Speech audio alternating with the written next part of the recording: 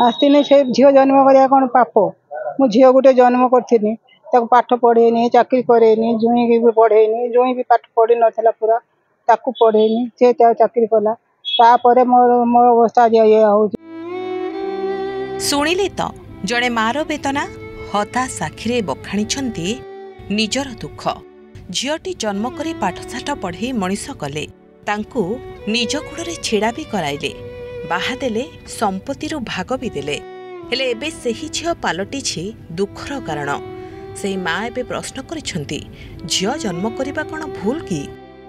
उपजिलापाल को देखा करी तांको आगरे एमिति प्रश्न करिसेंती जड़े निराश्रय माँ गुहारी करिसेंती जे भूल मुकदमा पाई औषध खर्च मध्य करि पारुनी तेणु एसबुर समाधान करंतु।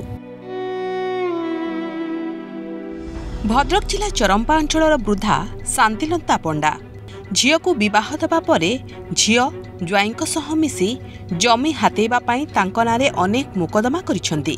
झील भाग बाबद को जमी नेथिबा बेले पुणी उभय झील और ज्वाई केस माध्यम बड़का जमी हातेबा पाई केस करिथिबा कहिसेंती वृद्धा जनक एबे पुओ भागरे थिबा गड़िया को पोती समान स्थान रे घर किंबा व्यवसाय करबा नै उद्यम करुथबा कहिसेंती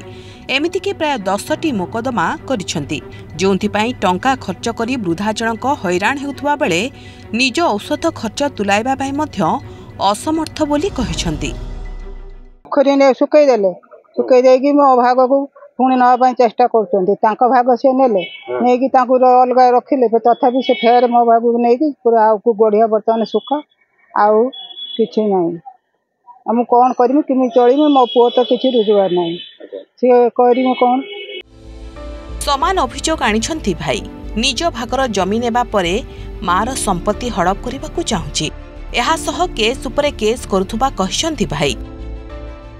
भौणी भाग नहीं सारा भी भौणी बहुत माने हैरान मत कला भाग नहीं सारा भी तथापि बर्तमान से माँ जी संपत्ति अच्छी भी लोभ रखिकी सी बर्तमान आम उपर 4-5टा भी केस कर सारी भी सुधा एबे भी कहूँ क्लीयर